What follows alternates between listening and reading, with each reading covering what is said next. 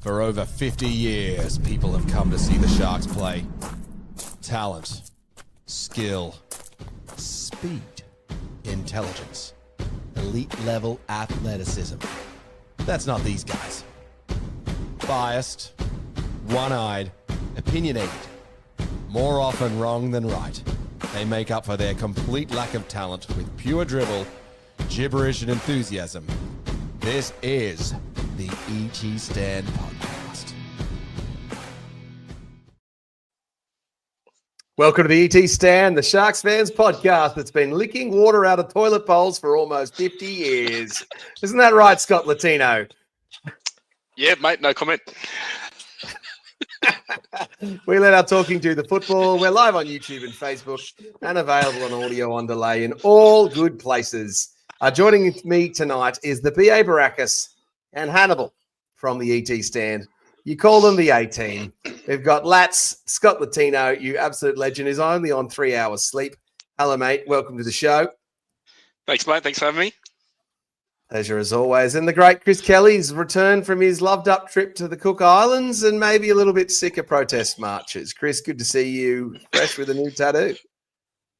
Yeah, fresh new tattoo, fresh ink, and then a fresh new man flu. So good start.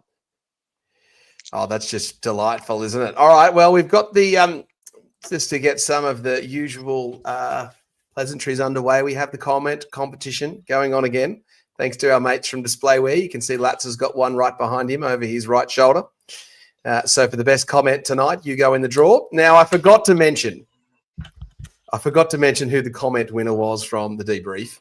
So I can confirm that Cecil, you were the winner from Sunday night show, just because we absolutely love Cecil commenting on the show. So Cecil, you're the winner. So we've now got, what do we got? Scotty McLaren and Cecil in the draw from our regular commenters. So do get involved in the comments. Whoever has the best comment tonight goes in the draw for that. All right, on tonight's show, we're going to preview the Bulldogs match. Will they be full strength or not? And what of the Sharks and their returning players? Now, I'm going to give you the TLDR on the CEO message from Dino that was released on the Sharks website. We'll chat through the NRL and the Sharks girls and actually compare that victory to other Sharks victories and where it sits. We're going to head to the ladder predictor and give you the machinations for the last round, what it means for the Sharks, what do they need to happen to make the finals in fourth position, and we'll obviously do that repeat from last year, chatting up Sharks finals home matches and Shark Park and whether we should do that. But before we do all of that, Lats is here to talk us through the hot topics in social media. Now, before Lats takes it away, we've got a special partner today who I'm going to talk through at the end of Lats's news. That's the presenting partner. So Lats will take us away. Alrighty. The club announced during the week that none other than Sharks Premiership winning captain Paul Gallen will join the board as an appointed director. With his high profile in the media, successful business ventures, and great love of our amazing club, it's a great choice by both Paul and the board and was met with great positivity right across the socials. The appointment's for an initial 12-month period, I believe, which will be revisited down the track. Personally, I couldn't think of anyone else I want more to be advocating for our great club. So well in Sharks and well in Gal. Hold on, lads. Hold on. What about me as a board member for the great club that is the Cronulla Sharks? No? As I said, I couldn't think of anyone better than Paul Gallen to be advocating for our club, and that's all I'll say on that. All right, fair enough. Paul Gallen, new Sharks board member. Hopefully not receiving too much of a hefty honorarium there, Gal. Hopefully you're doing it for nothing. On to the next. And a very surreal and humbling experience. Sharks star half Nicho Hynes was honoured to unveil a very touching and powerful mural at Umina Bunnies home ground, Colgooney Oval, through the week. The image boasts a young Nicho playing for the Bunnies alongside him playing for the mighty Sharks in the NRL, with a message, hard work can make dreams a reality. Nicho, as a young boy, had aspirations to play at least one top-grade match for the Umina Bunnies, but never got to fulfil that dream given his explosive and fast track to NRL stardom. He was very honoured and moved at such an amazing tribute to his career. The piece was commissioned by Central Coast Council and the Umina Bunnies Club, and Nicho was very thankful and honoured at the prospect of being a permanent fixture at the ground. Our Jersey Flegg squad scored a massive last round 50 points to 24 statement win over the Sea Eagles at Four Pines over the weekend to boost their spirits heading into the finals. The boys went into the break in front 16-14 and tore away in the second half to seal the win. The lads go on to play the Raiders at 12 p.m. at Jubilee Oval this Saturday in week 1 of the finals. Good luck, boys. The Newtown Jets weren't so fortunate at Brookie over the weekend, going down to the Sea Eagles 42 points to 30. The Lost Season lads finished the regular season in 4th position, and they go on to play the Raiders in week 1 of the finals at Jubilee Stadium at 2 p.m. this Saturday after the Flegg game. Stewie Campbell confirming the Canberra resting mass players helps the Jets win their first final. We might see that, so that's pretty handy. Yep. Our NRLW squad scored a thrilling 1-point win down in the Knights at Shark Stadium over the weekend. Georgia Ravix bagging a hat-trick. Brooke Anderson also crossing. Shantae Korea Ratu converting 1 from 4 and nailing a field goal in the first minute of Golden Point. Saw the girls come away with the win. They now sit 3rd on the ladder and go on to play the 11th place Bulldogs at Accor Stadium at 5:15 p.m. this Saturday. And finally, exciting young centre and prolific try scorer Michael Gabriel has recommitted to the club, extending his stay until at least the end of the 2027 season. Despite being still eligible for Jersey Flegg, he's been one of the Jets' most consistently stronger performers in this first season in the knock-on effect New South Wales Cup. Congratulations to Michael, well-deserved, and the future is bright at Cronulla. It is indeed. You'd have to think the signing of Michael Gabriel might put some pressure on Jesse Ramian at the end of next season to retain his position in the team. With the performance of Marween Roddy, Gabriel, maybe Ramian's not going to find a spot in the Sharkies long term. We'll see. Well, we'll certainly watch that space with interest, won't we, fellas? And then lastly, this one's from me. So the Cronulla Youth Weight Training Association is being asked to find new premises by the Sutherland Shire Council. And so for the benefit of those on audio, here's a picture of some of the members, a bunch of school kids that get down to the Cronulla Youth Weight Training Association down there in Gunnaz Pavilion. My family's been involved with this non-for-profit organisation for over 50 years, and I've got to say it's pretty disappointing for this club to be asked to move. It's a club that subsidises weight training for the youths and notably has produced a range of first-grade footballers for our rugby league team. Most notably, probably the McDougall boys, Luke and Adam McDougall, trained at the Cronulla Youth Weight Training Association. So, council, pull your finger out. Come on, guys. You just can't be booting out a Shire entity like this one.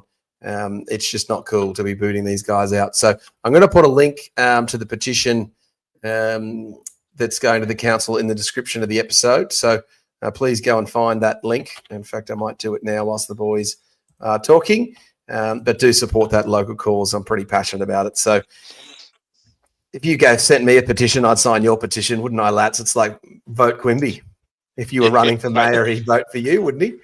100%, mate, 100%. No, this is a very good cause, and they do a lot of good work for the youth down there at Gunnamatta and in the local area. And the Shire needs to get behind it and send emails to the local council and get them to flip their decision, because it's this is absurd.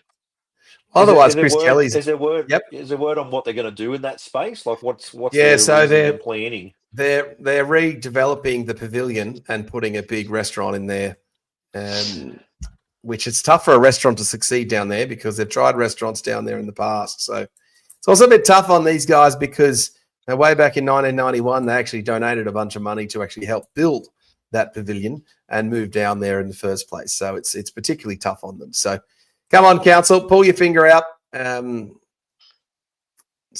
Which is disappointing. If you go down there like in a weekday in the afternoon, this is cast my memory back even a couple of years ago. But on the opposite side, a lot of the senior citizens use that side for group classes, from music performances to hanging out and things like that. So there goes that side of it as well, if that's what they're going to do. Yeah, not cool. Anyway, so that be that. Hopefully the Shire Council can sort it out and we can move on from there, fellas. So that was all of the latest Sharks happenings. We're going to cover in depth later the Dino Mezzatesta CEO update. I will go through that one as we head into the finals, boys. So before we get into the match preview, I'm going to bring up the ladder predictor so we can just absolutely 100% sure know the equation. So for the benefit of those sitting at home, get on the NRL.com and you can look at the Bailey's ladder. So the Sharkies currently sit in 5th position, equal with the Broncos on 34 points. 3rd position is the Bulldogs on 38. So we can't catch up to the Bulldogs, and the Bulldogs can't catch up to 2nd. So the Bulldogs are done for the regular season. They will finish in 3rd. The way that the matches lay out is the Broncos play the Storm on Thursday night at 7:50 p.m. So we will know the equation, and then the Sea Eagles and the Warriors play each other on Friday night before the Sharkies play the Bulldogs on Saturday night. So the equation is pretty simple. If the Sharks win and the Broncos lose, then the Sharks will be 4th. If both teams win, then the Sharks would need to cover a 57-point differential, which is obviously not going to happen. And then obviously if the Broncos and the Sharks lose, then the Warriors, if they win, can still make it. So as I do on the ladder predictor here, if I predict a Storm win and I pick a Warriors win and the rest, and we just pick a Sharks win there, then the Sharks would usurp the Broncos as the 4th placed team. That is the queer equation that we're looking at. Chris, commentary on the ladder and where it's all sitting. As you went through that ladder predictor and the games that are coming up, I changed my mind about half a dozen times. So I went from, no, we're going to jump in the 4th because I can see a full-strength Storm team beating the Broncos.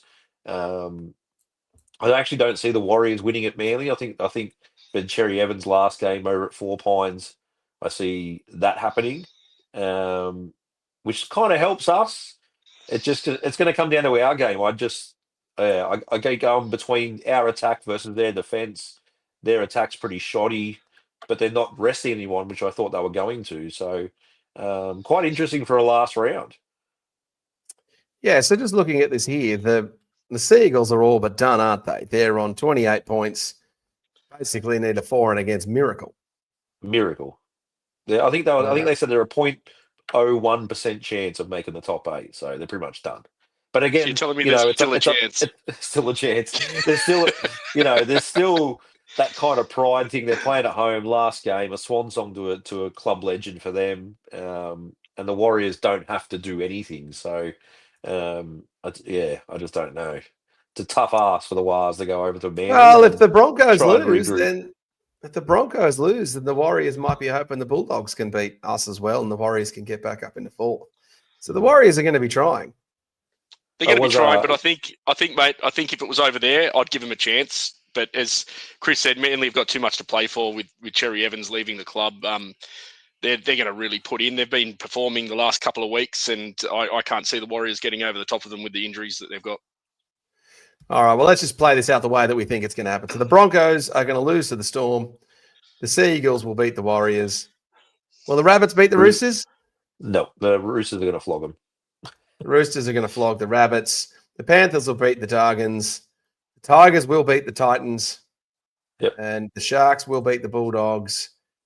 And the Dolphins will beat the Raiders, but that will be academic. And then I don't care about the Eels versus the Knights because it's irrelevant. It's Eels. Just hit Eels anyway, and you'll get it. All right. So that will mean that the ladder will finish like that with the Raiders in 1st, Storm 2nd, Bulldogs 3rd, Sharkies up to 4th.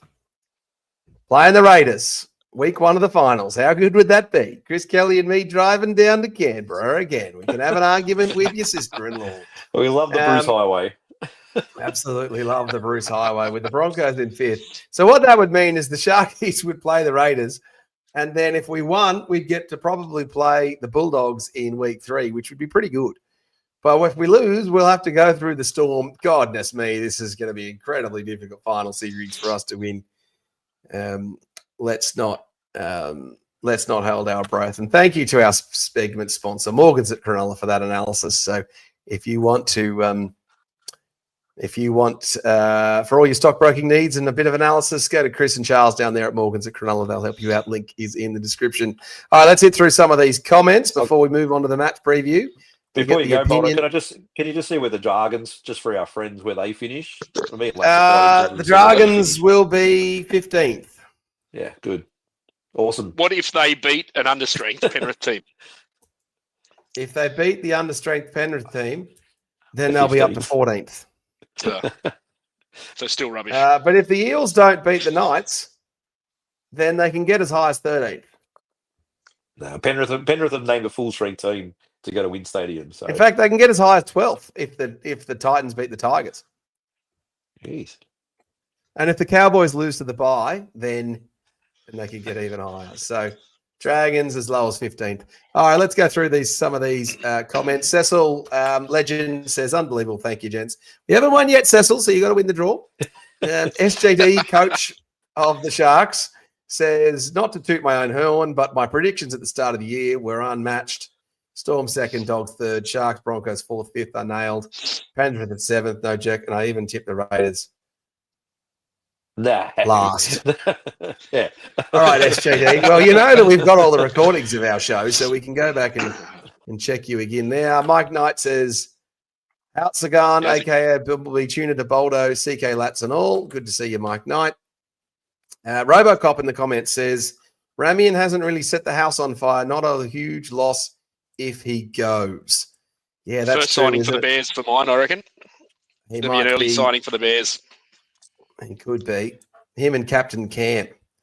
We've obviously seen the non-selection of Marween Arodi replaced by Ramian. Let's just touch on that whilst we're chatting about it. What's your take?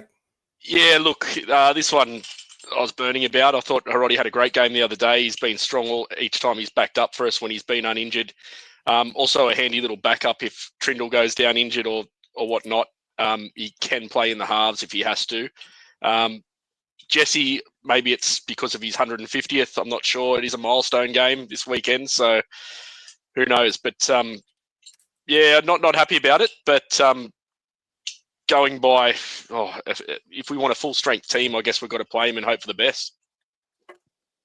That's probably right. I saw Marween Arodi in the change rooms, and I apologise to him again, Chris. He's still laughing about it and talking.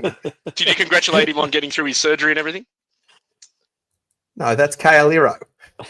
Oh, sorry. Wasn't sure if you knew the difference.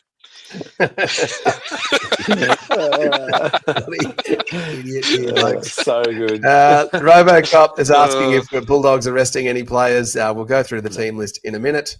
Stewie Campbell says, I didn't expect Rami to walk back in like he has. Thought Harodi did a great job. More tries than Rami in a quarter of the games. This is true, Stewie. We have been playing weak opposition, but I just can't see the Sharks not playing what they deem to be their top salary cap team. Robocop confirms that loss to the Broncos has hurt us a lot, hasn't it?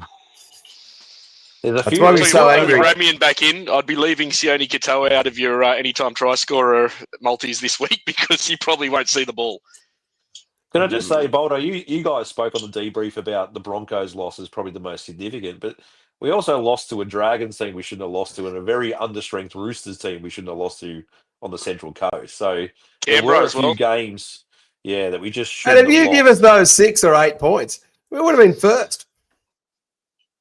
If you give us the Canberra points. Tigers. Oh, disgusting. Should have been the minor premiers. Well, the Sharks, I saw it only won 2 out of 9 against the top 8 teams this season, which doesn't bode well for us going into the finals. All right, let's look at the Bulldogs preview. This match preview is brought to you by Miranda Hotel. Can't get to the game? Get down to Miranda Hotel for those $7 schooners during Sharks matches and the Shire's largest sports screen. The Sharks take on the Bulldogs at Accol Stadium on Saturday night, 7:35 p.m. kickoff. We know the top 4 equation coming to this match. The Sharks have lost their last 2 against the Bulldogs, as Mike Knight correctly points out. With the most recent loss being, a 20 points to 4 or 8, I think it was, in the regular season. And then prior to that, it was the 15-14 loss with the Toby Rudolph shocker, field goal and penalty and all that sort of stuff. Typically, the Bulldogs have had the wood on us, having won 61 of the 115 matches played. Notable Sharks players that have also played for the Bulldogs and done double duty. I guess Michael Ennis is the most notable one. Corey Hughes, Bronson Cherry, Connor Tracy. Get them in the comments if you can think of any others. Lats, Crowley, can you think of any other Sharks, Bulldogs players? Can we claim Cam Sheraldo? Yes, we could claim Cam Sheraldo. Rennie Matua. Rennie Matua is another one. Rennie. Hang on, and your favourite fullback, Boldo? Ben Barber, of course. No, oh, yeah, Ben Barber, but Nigel Vungadar I was going with. That's all right. Yeah, Nigel Vangadar as well.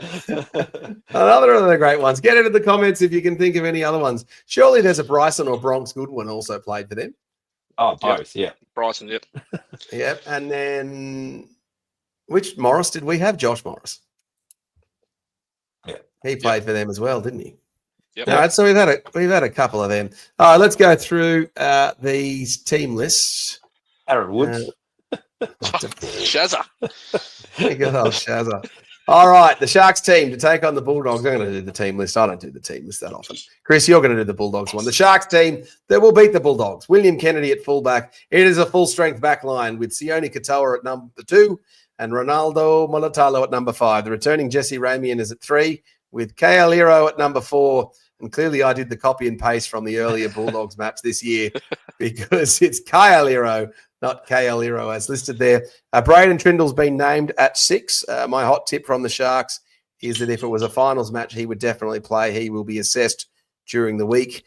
If the Sharks do not need to win and their position cannot change, Trindle will expect him not to play. Nico Hines is the halfback with the front row for Nua Blake and the informed Toby Rudolph with new Sharks captain Blake Brayley. Back row of Billy Burns and Teague Wilton.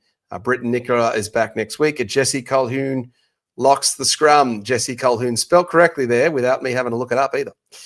On the bench, we have Hohepa Peru, Siasif Talakai, Thomas Hazelton, and Braden Hamlin ULA. Coach is Craig Fitzgibbon, and the 18th man is Daniel Atkinson. Niwa Peru has also been injured, so he is unavailable to be picked in the 5'8 position, so it will definitely be Daniel Atkinson. Lats, what do you make of this team? What's the reaction? Yeah, look, mate, strong team. It's a lot of talk across the socials about Hiroti missing out unfairly. But look, it's a strong team. They're rested. We had a bye. We knocked some good points up in our last couple of games. This is the big test, though. I don't think we can read into last week's thrashing of the Knights. They're woeful. We really need to put in, and I think we've got the team that can do it. I don't know if I'd be risking Trindle though. Chris, we noticed on the debrief the makeup of the bench and the minutes that the Sharks players played in the absence of Cam and that 4-player forward bench. It just looks better, doesn't it? It just feels better.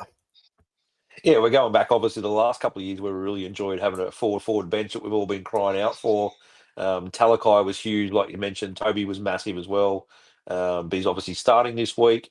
But yeah, the bench punch was massive. Even Billy Burns, like he's gone from leaps and bounds to where he was as a player. As much except as for that one has, knock on. Except for the one knock on, and he sort of discounted Calhoun's with it. I know it was T. Wilton's knock on, and he sort of discounted another one, but we'll give the forward pack a good rap. Ueli's been massive. So, yeah, this is where we're confident. We're confident our forwards getting the job done. It's whether we can execute and don't have those. I saw a lot of comments post-game in socials regards to we're a great 60-minute team, and you can't argue with that. We were awful in that first 20. There's that little 5-minute period towards the end, but then Ronnie come through and won me my super coach comp. So I'm the champion of that. Thank you, Ronnie. You were my last trade of the season and got a nice hat trick. So there was just those little moments that we've talked about all season where we're just not switched on and we're letting teams back in the games. And that's what worries me going into the Bulldogs playing a full strength team. Mike Knight in the comments says we can do this. So get your tips in. Yeah.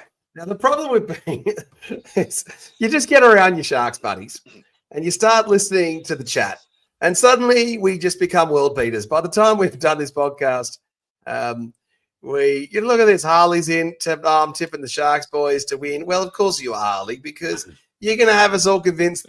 What about me last week saying the Sharks would win by a cricket score? How many of you put 51 plus on the Sharks to win? So, look, we'll see. Hey, lads, what do you make? I think the form of Mulatalo and Katoa, I liked a couple of Katoa's hit-ups on the weekend. He had 100-plus metres in run metres.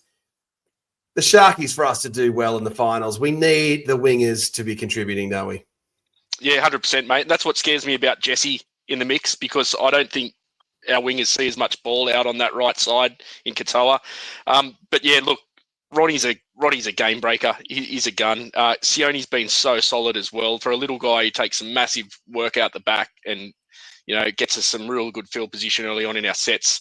I thought another one also actually was Kale Iro was really strong. I wouldn't have played him last week, and I called for him not to, but he got through, and he was looking for work. He looked like he was just hit the ground running. And but yeah, you're right, mate. Our wingers really need to be on, because we're up against some. We can expose the Dogs this week. They don't have Karaz, but we know Sherry's got speed in the centres there. So look, we can find them out, but they need to be rock solid. Cecil's given you the way, Lats, that you can get on Katoa, which is Katoa to score at least one Opera House pass over the top of Ramey and drawing in the winger. Yeah, good point. Yeah, that's Ramian's strength, isn't it? His strong running game, where he can draw in multiple defenders and leave Sione unmarked outside of him. And we know Nico's got that lovely little bullet pass in him, cut out. So we've seen it this year against the Dolphins, and hopefully he gets one. In saying Hey, that, Chris. he's pretty strong. He's pretty strong defensively, Ramian. Like, you got to admit, like, he is strong defensive. He doesn't have a lot of mistakes, and that's what they're probably looking up, going up against the Bulldogs team that delight the Crichton and Sherry out wide. So it's probably why he's gone back in there as well. Yeah, what are we going to ask?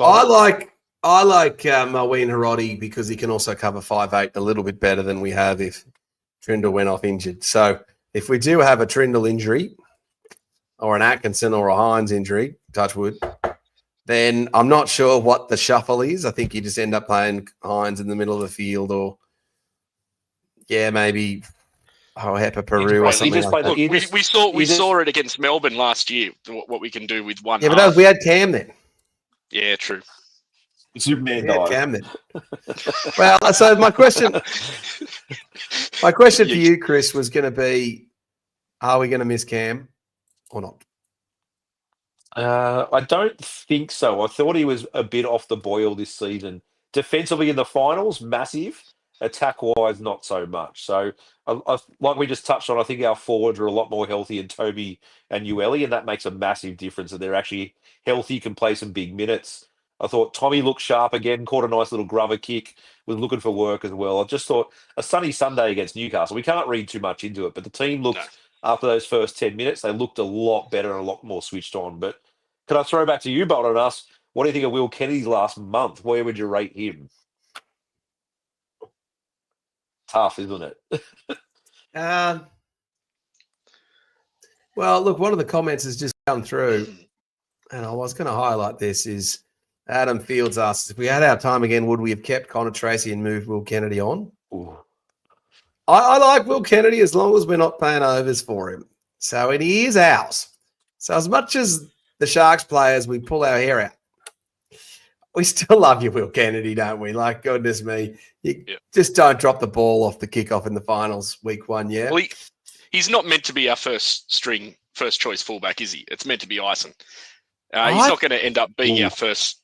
I reckon he will end up being our second string if he signs on for us, because I think a lot of work will get put into Ison.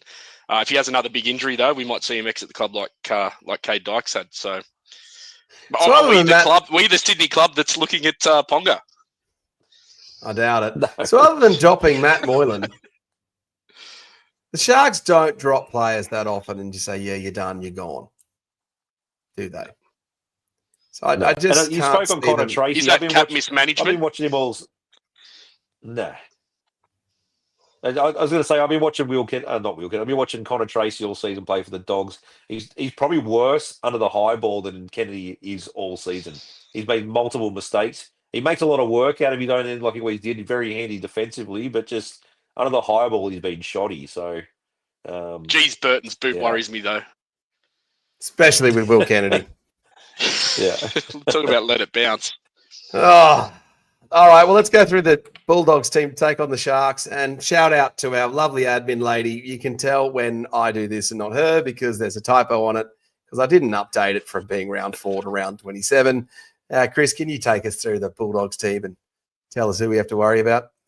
Yeah, no worries. So at fullback, we already spoke about Connor Tracy, Tuala on one wing, Sherry and Crichton in the centres, and recovering from his surgery, Montoya. Lats knows about that one. Burton and Lockie Galvin in the halves, Max King at prop, Bailey Howard, Samuel Hughes, big kick out, Preston, which is a good front row, and Lats's other favourite player for the Bulldogs, Jamin Salmon. Kurt Mann plays it at 14, Tupanua, Josh Curran, and Reed Marnie at 17, which has been quite interesting. And Cameron Sherrado is our coach for the Bulldogs. That's what do you make of the Bulldogs? They scare you or not? Yeah, mate, of course they do. They've been solid all season, and they're full strength lineup. Matt, as I said, Matt Burton's bomb scares me, especially Will Kennedy there. He's just going to have confidence and attack everything all night. Look, we've got Hero back there, which is good. So look, we're pretty safe on the edges.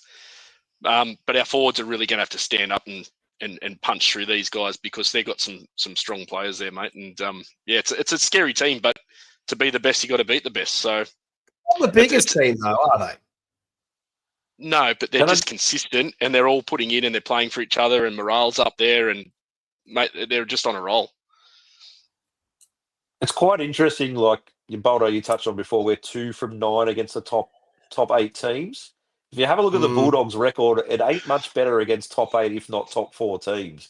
They've just got the job done against. I don't know how we're still getting the flat track bullies and they're not, because they've been awful. Yep.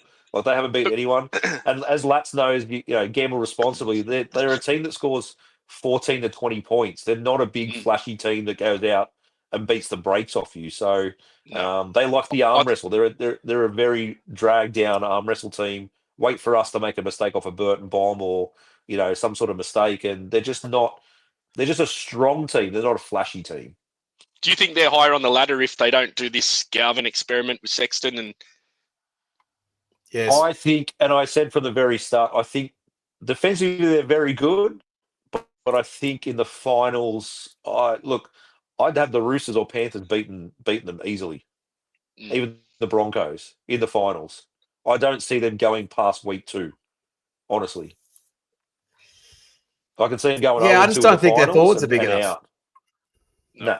They were straight out last year since the start of and I've mentioned this since the start of last year and even this year.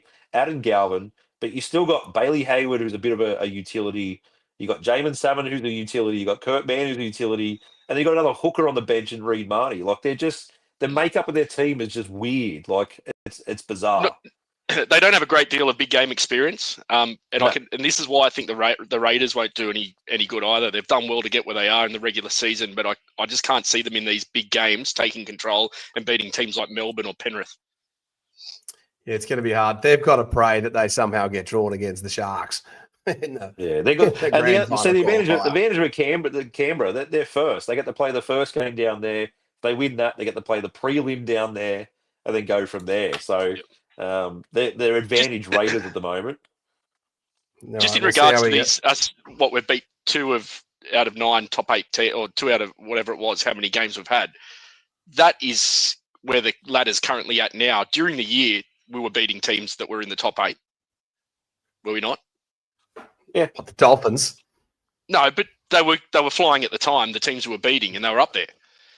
I think where they've ended up is, it is what it is, but. Stats are a funny thing. The thing is, if we'd have beaten the Dragons, the talk would have been, we're the form team coming in and, we've had a good run and we're well rested and all that sort of stuff. So it's only one down match for us to really think about. Well, so. You touched on it before, the first loss at the start of the season to the Dogs. Like, we were amped up. We were favourites going to that game. We should have won it. The Sharks are back on track. The Dogs are a bit, no one knows what they're going to produce, and they killed us. They absolutely murdered us at Sharks. So, all right, let's give us your tip. Sharks, Bulldogs, who wins? Mate, I'm positive. I'm going to go with the Sharks. I think we've got too much to play for. I'll be at the game, so I'm pretty G'd about that. I think I'll be sitting in. I'm going with a mate from work who's a dog supporter, who he's a member. He's getting us tickets, so I might not make it till Sunday. I don't know. I might have already had my last Father's Day. I don't know, mate. But I'll be wearing the jersey and I'll be giving it to everyone if we win. Sounds good, Chris. Oh, like I said from the start of this show, I've flipped about 1,000 times over it. I'm confident we can win with our attack. As long as we play like to our full potential, we're beating that Dogs team. We've watched this Dogs team all season just scrap along and just. But we've got more points in us. Honestly got more points in us. Their attack does not worry me whatever at all. Like, they wouldn't flog us. So us in a tight one. It just screams the Storm beating Melbourne and then us also blowing it and not winning, doesn't it? Like you can just see that coming. Yeah. But look, the Sharkies. You know what I can see, Boldo? I can see us playing the Roosters in week 1 and going straight out. Oh, can't you? Or playing Penrith and just going, oh, why do we bother? Well, just gone. Why the hell do we go through all that pain of buying a week 1's final ticket and all that rubbish? No, we're not doing it. We've learned from those mistakes. No, I'm definitely going to be buying the damn ticket again. God. All right. I think. What do I reckon? I reckon the Sharks can win. I reckon the Storm will get the job done for us. I reckon we're going to finish 4th. So fingers crossed. I think them not resting any players, I think that shows that they're worried that they're just not on a roll. I don't think he's happy with where they're at. Well, I haven't rested them yet. I think we can get him. They won't. Yeah, they haven't been any good since Lachlan Galvin turned up, who is the most hated player in rugby league at the moment, or certainly one of them. All right, let's a couple other shout-outs. So shout out to our dear friend Franco. So Franco has lost his voice, gang. So he is conspicuous by his absence. It was to be the 4 of us tonight, but Franco was going to have to mime. So it would have just been Franco going like this for the whole show. He could have brought out his board. I wanted him to take him on about Melbourne resting players. I already know that Bellamy said last week the whole team was going to come back, including Jerome Hughes. Well, you can't take Franco on because he'll just pretend as if that's not what you said, or he'll just get you later. Or something like that. You can when he doesn't have a voice. Well, that's true. Love you, Franco. Hope you're feeling better, buddy. So we hope he gets better. And then also shout out to my my little nephew, who's actually taller than me now, Sam, whose appendix blew up and is in Royal North Shore Hospital tonight. So you can just imagine you're trying to sit there, rest after your appendix surgery, and Uncle Big Bad Boldo walks in just all loud and proud and just carrying on. Dr. Nick. It's been a Dr. Nick. So hope you're feeling better, Sam, and watching this one, Sam. Absolute legend and Sharks fan as well. All right, let's go through some of these comments that we've got coming through here. We've got a whole bunch of extra suggestions of players that also played for the Sharks. And the Bulldogs, Brett Howland is another one we forgot, boys. Scotty McLaren coming through with that one. Blake Green. We played for everyone, Blake Green. He played basically for everyone. Kamali is also a Shark dog. Yep. Forgot about Kamali. SJD, Michael Sullivan, which is Williams's fave. He does talk about Michael Sullivan a lot. Paul Mellor, also a favourite of the show as a Shark dog. Benny Barber, of course. Robocop saying, wish we could bring him back. T-Rex. Yep. I got one more. It's Williams' favourite player. Carl Feliga. Carl Feliga, of course. He played for the Bulldogs too, the next Sonny Bill.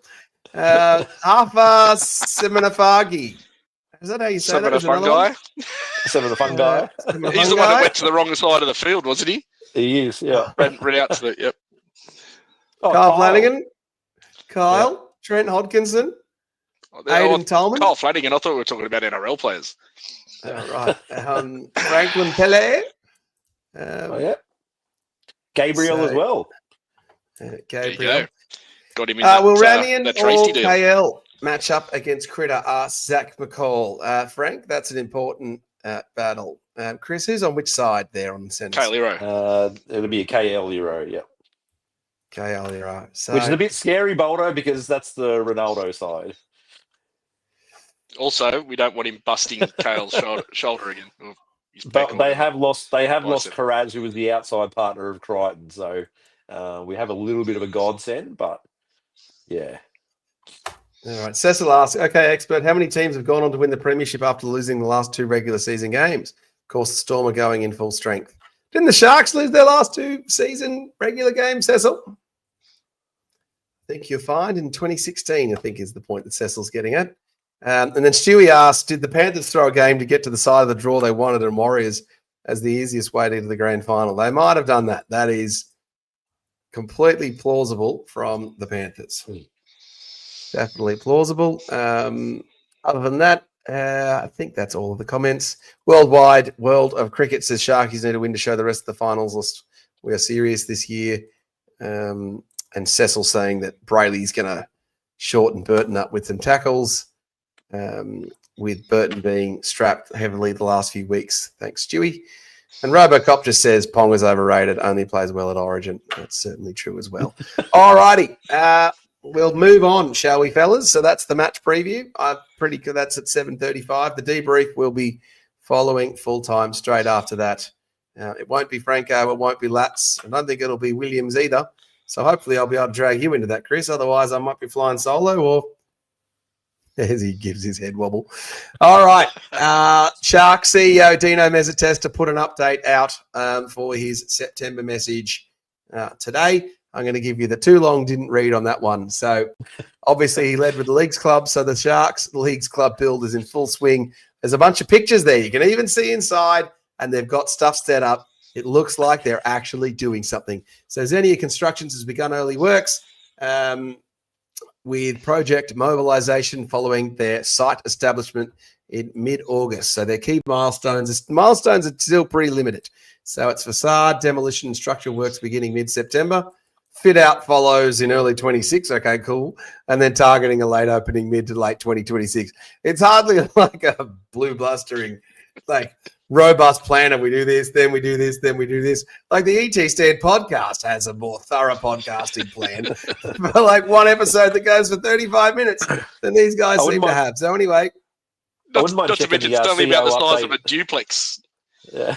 Yeah, I wouldn't mind checking the they've got CEO update from 2021 or 2022 and seeing, it's going to open late 23. Yeah, right. Yep, something like that. We'll just see what happens. SJD points out that we beat the Roosters in the second last round or the last round of 2016. We lost to the Dragons and we lost to the Storm, didn't we? But we beat the Roosters in the middle of that, did we? Easy casting us back.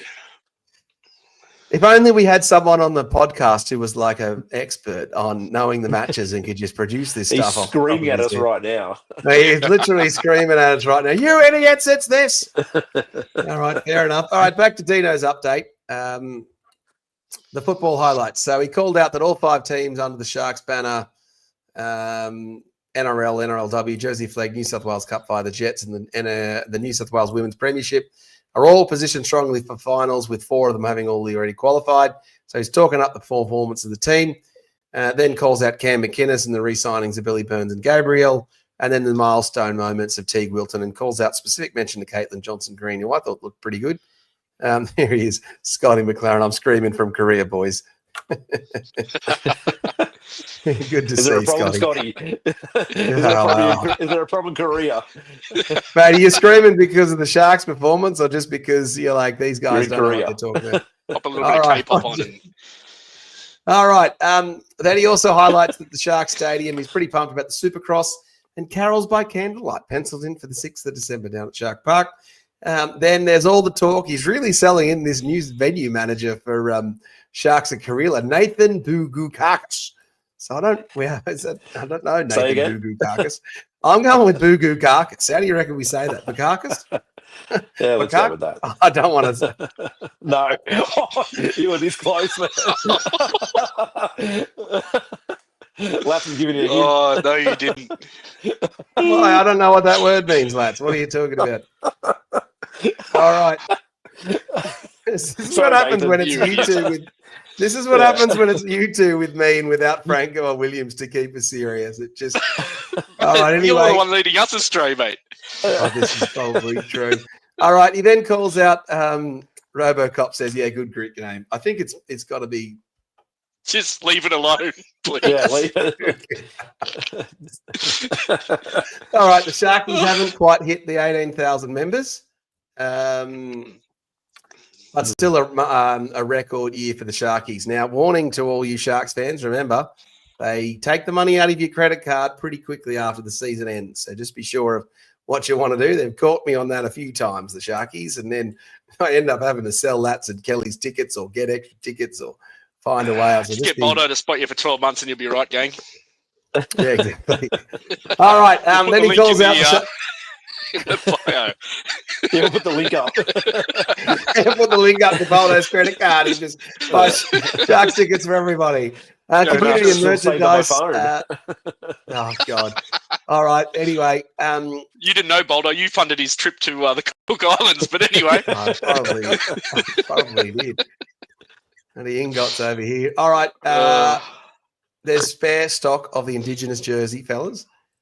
So don't forget, if you want to buy some Shark stuff, if you're looking for... Have you got an Indigenous jersey, Chris? What do you got? Oh, I got last season's one, which was quite similar, but yeah, they're still pretty cool. Yeah, that one's pretty cool. The RMX is such a good logo for the Sharks, isn't it? It is, yeah. And they've also got the new 3/4 long sleeve Reebok throwback. In the which is moment, which is the retro. Yeah, that one's also pretty good. It's pretty popular, the Reebok jersey. Geez, he's so popular. Matt Rogers is you just think Matt Rogers when you see that jersey, don't you? Yeah. All right. All right. That was the an Dino oversized update. shirt on David Peachy. Yeah, that's also true. All right. The Sharkies NRLW with an enormous 3 tries in the last 10 minutes comeback over their rivals, the now 5th place Newcastle Knights girls. What a win it was for the Sharks girls. And so what I want to just talk about is actually just discuss, well, in terms of significant wins down at Shark Park, where does that one sit? And the reason why I call it out is I just thought it was such a key moment for the Sharks NRLW, given that it was a match before the doubleheader and all of the great stuff happened in front of what must have been the largest crowd they've had for an NRLW match. It's certainly at the end, it would have been more than half full Shark Stadium, with Jada Taylor just throwing some bullet passes and just being an absolute fire form. So I was wanted to ask that question. Let's get your answer in the comments in terms of other significant Sharks team victories that changed the landscape of our club.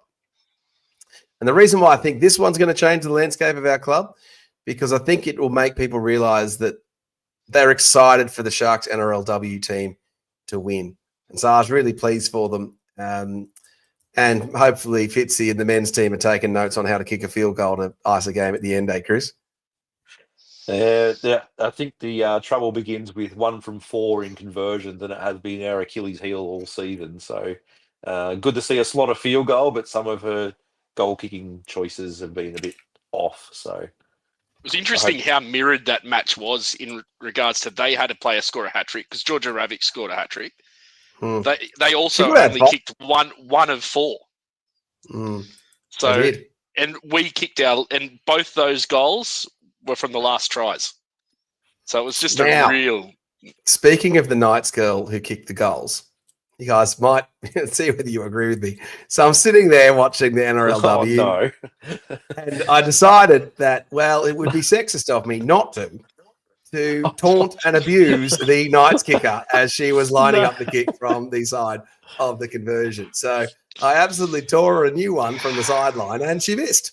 So do you have a problem with that, or is it okay for me to taunt the Knights girls kicking the goal from the sideline? What's your take? Is that I okay have more of a problem behavior? with you trying to pronounce that guy's name again, Nathan. To be honest, Nathan. and I hope nothing was along the same lines of what you were yelling out. Mike Knight says it's okay. Thanks, Mike. I'm going to say it depends what was said, but everyone knows you in that stand well enough to know that you would have been down there doing it, so it's kind of acceptable. Is it Jesse Southwell as their kicker? Yeah, it's Jesse Southwell. Yeah, I was just saying to her, yeah. you're not going to kick it. You can't hear what I'm saying because you're wearing headgear. Like, it was just silly. Carry on. She is one of their gun players, and I know that there's a bit of scuttlebutt around her possibly going to Brisbane, which Joey Johns was a bit upset about, because if she goes to Brisbane, it's all over for the NRLW, because that team will just trounce everyone. She's that good. So no, I agree with it. Go for it. Well, fair enough. All right. So other statement wins or moments in Sharks history when it was a great moment for the Sharks, regular season wins. So I've got the 2014. We have the comeback against the Broncos post Todd Carney. I thought that was a major moment for us. There was a statement win in early 1994 over the Raiders. I talk about this one a lot, which was the first Saturday night match of 1994. Now, 1993 is credited with when the Sharks started doing Saturday night matches, when Peter Gow switched it because the attendances were so poor. However, I feel 1994 was really when it was, Saturday night at Shark Park. The year 2000, we saw an understrength Sharks team minus Peachy, Rogers, Stevens, Treaster and Lang beat a very fancied Northern Eagles team 28-8 with Paul Mellor starring on that night. And, of course, we have the first ever victory in the competition over the Roosters 11-5. All major moments for the Sharks that were seen by Sharks teams. I just think this one might just be up there. And when we come back and look at this on the ET stand in 40 years' time and Matty's son Ronan is hosting the show by then, he'll look back at that moment and say that was a key moment for the Sharks. Can you guys think of any other massive wins that have just changed the landscape for the club? I think one of the biggest ones, I've got a few, but I think one of the biggest ones just going off the top of my head was probably the Preston Campbell against Joey Johns for the Daily M against Newcastle. Good. It was massive. And you got to think that Johns lost his cool, got suspended the next week, and we won that game. And it was that era where we were just flogging the Knights on a nice hot sunny Saturday or Sunday down there. So obviously the Eagles record-breaking win was massive. The avalanche of points. That one was good. Yeah. You got one for us? I've got one. I've got the home game against the Dragons in 2000. We thumped them by 40 odd. Sunny Sunday afternoon. It was a big one for me because I asked my now wife out at the match, which I've spoken about before. And if we hadn't have won that one, I probably would have had the shits and not asked her. So, yeah. No, but anytime we beat the Dragons, a memorable one, not from home, but knocking them out of the finals. They're always incredible matches. A lot of heart in them, and yeah. And that's a good shout out, lads, because that was 2000. We come off the 99 tragic loss, minor premiers against the Dragons. It was when we used to get, they'd say 22,000, but I guarantee there was 24,000 in the ground at the time. So, mate. Yeah, those ones were fit big. Another person in there. Yeah. No. Those ones were big. Robocop calls out the St. George win in the 1988 season at Endeavour Field when we were losing and ended up winning. I don't particularly remember that one, Robocop, that well because I was 7. But I'm going to go look that one up. And Scotty McLaren calls out 2014 was good because we didn't score a point in the previous game. I was trying to remember what game that was and what year that was, because I remember that was where they tallied the losses from the year before into the off season and counted the days in between wins. So it was massive. Scotty McLaren, St. George in 2011 at home was the same day I got married to my amazing wife. Well, if we're talking about wife and those sort of ones, we've got the infamous bet that Chris had with his wife, loser has to support the other's team, which I think Anik pretty much sticks to. Or maybe it's just been because Parramatta have been crap ever since. Oh, it was a Trent Barrett field goal. It was great. And then Robocop, the semi-final win. I wasn't counting Robocop, the semi-final wins. But yeah, I'm trying to think of which one he was talking about, middle of the 90s. Oh, the 22. You're talking about the 22 points to 16 in 96, aren't you, Robocop? That one was pretty good. That probably announced the arrival of our stars. Yeah, because the previous year we'd made the finals and hadn't won a match. And yeah, Stewie, of course, the Dogs 50+ in the finals. We'll do the best Sharks finals wins next week, Stewie. So we'll do that. All right. AT's last game was a memorable one as well. Yeah, the one where he played or the one where he just walked around the field and Mitch Healy played? Yeah. What was the one? What was his last game he played? Oh, no, all I know that there was Pepsi Ball before it, and it was off the hook. I think about 8 kids got concussed. HIA. Bring it back. Bring it back. Oh, goodness me. How good was the Pepsi Ball? All right. Let's. I'll get you to judge the best comment of the evening. Best comment of the evening. All right, mate. Put me on the spot. Let me just go through them. Have a quick look. Do that. Well, why don't you go read through that and I'll talk to Chris for a minute. So, Chris, what else do you make of it? The career. I was going to say Scotty McLaren. He's already in. Just give me a second comment in there. Well, I don't want to put him in twice because then I've got to send a damn displayware to Korea. It'll cost me $500. Or maybe you're going to make it that just to troll. Put it on top, Lats, just on top of the bowl.